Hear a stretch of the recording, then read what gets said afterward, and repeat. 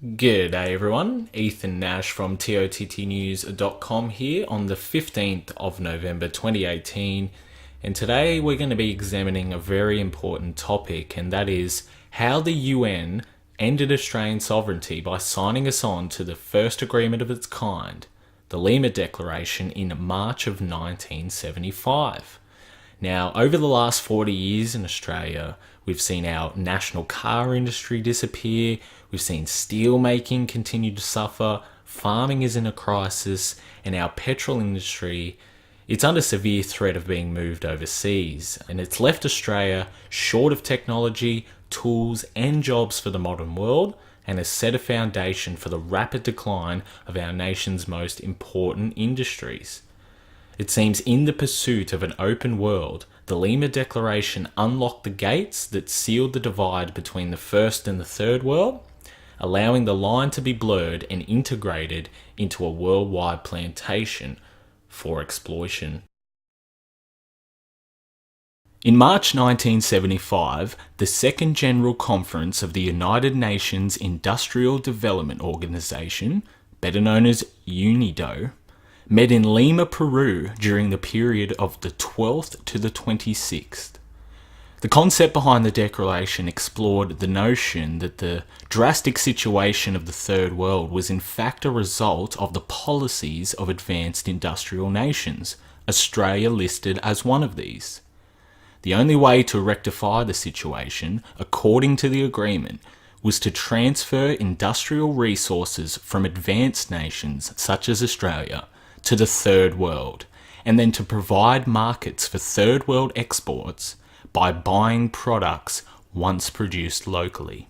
Section 35 of the Lima Declaration sets out the intended goals of the trade deal, stating, quote, that special attention should be given to the least developed countries, which should enjoy a net transfer of resources from the developed countries in the form of technical and financial resources as well as capital goods to enable the least developed countries, in conformity with policies and plans for development, to accelerate their industrialization. The document also reads that effective control over natural resources constitute for developing countries an indispensable condition for economic and social progress. The resulting declaration would have disastrous ramifications for Australian industry. Today, the aftermath of the Lima Declaration on Australian society can primarily be felt across manufacturing and agricultural industries, much of the foundation of our country, and was a key stepping stone to what we know as free trade in the 21st century. A systematic stripping of national sovereignty under the guise of openness and progression allowed the signing of an unprecedented deal that would reinvent the way nations interact with each other in a newly emerging international community. Let's explore some of the results. Large numbers of manufacturers downsized operations or moved operations completely overseas to take advantage of lower wages and minimal environmental regulations following the signing. The Lima Declaration provided the perfect framework for cheap importation, cheap labour, and cheap costs of operation.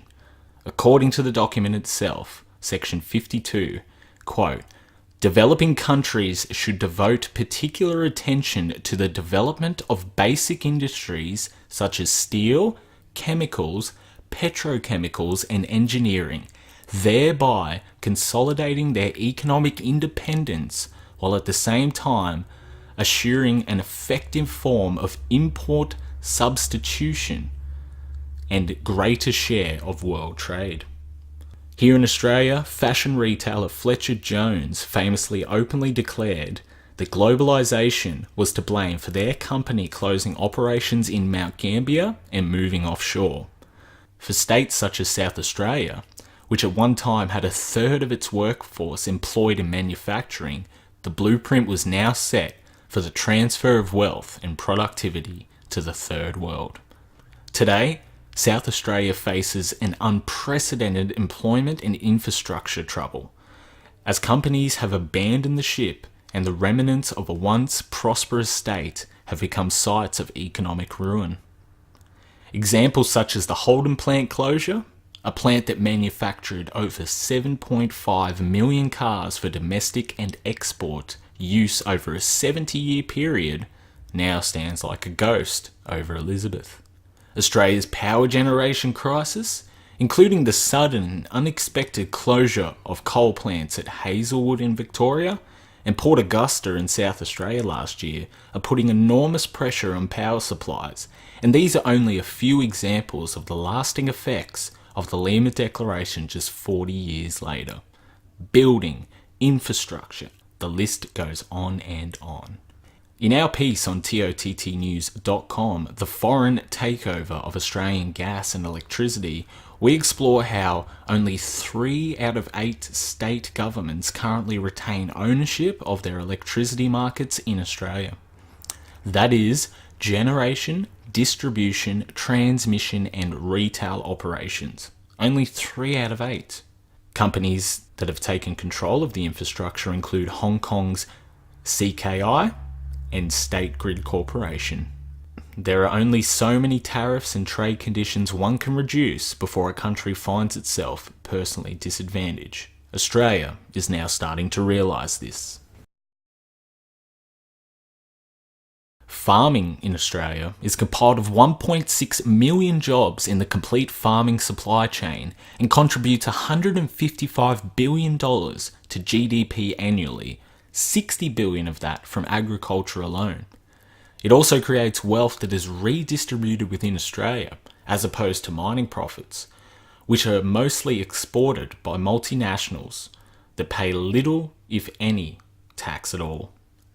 However, despite agriculture and farming being the backbone of Australian economic and collective spirit, the Lima Declaration and agreements since have led to unscrupulous pressure tactics to force local producers to match the price of imported goods, while our land and resources are taken away at a rapid pace right before our eyes. The Lima Declaration forced developing nations to incorporate the following. 59B. Quote, adoption of trade measures designed to ensure increased exports of manufactured and semi-manufactured products, including processed agricultural products, from the developing to the developing countries. Since 1975, newly formed agricultural bodies have continued to be enthusiastic supporters of tariff reductions in other countries in exchange for the elimination of local tariffs on our produce. In fact, according to the Lima Declaration 41, quote, developed countries should adhere strictly to the principle that preference systems must not be used as an instrument for economic and political pressure to hamper the activities of those developing countries which produced raw materials.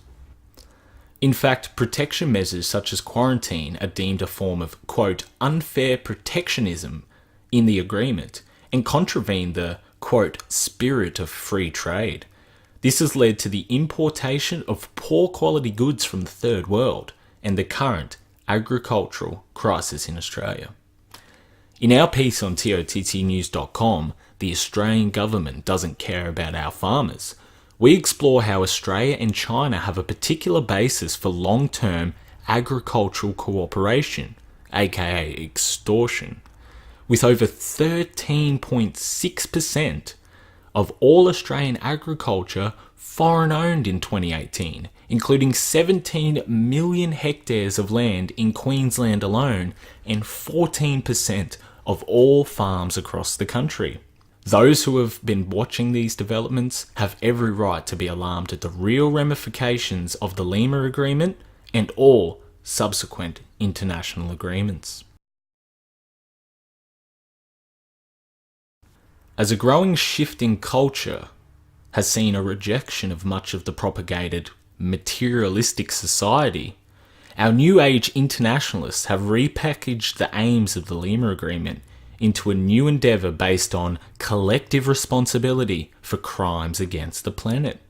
A recent example of this can be found in the Paris summit to address the issue of climate change, where faceless representatives met behind closed doors and then emerged triumphantly to declare an agreement had been reached, along with the promise that the developed world would pay the poor nations $100 billion per year.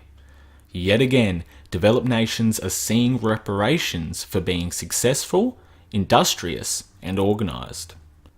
As such a handsome sum is channeled annually to the developing world, along with lowered border restrictions and an unfettered flow of capital out of the West, one can be forgiven for wondering where it will end.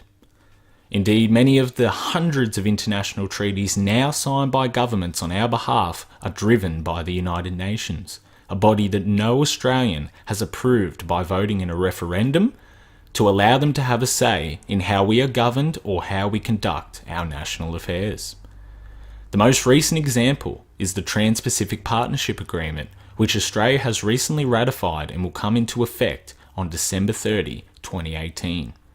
In this agreement, foreign corporations will be able to use what are called investor-state dispute settlements, or ISDS, and their tribunals to allow companies to sue governments in industries like environment, health, labour, safety laws and regulations, and so on.